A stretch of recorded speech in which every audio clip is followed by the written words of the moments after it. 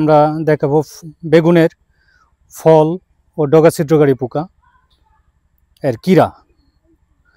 এই কীরাকে কৃষকরা প্রতিনিয়ত বিষ প্রয়োগ করেও রোধ করতে পারে না। এটি ফল ছিদ্র করে, ফলে ফলে পচন ধরে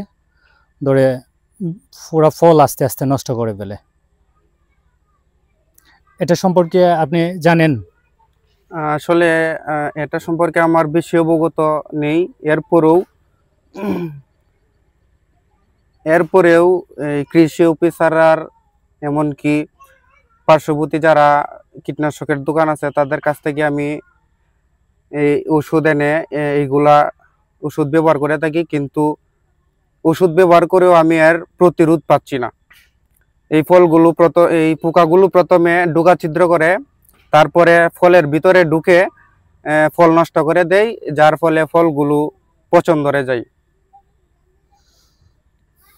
ধন্যবাদ। পরবর্তীতে আমরা আরো কোনো নতুন সমস্যা নিয়ে আবার আপনাদের সাথে সামনে হাজির হব।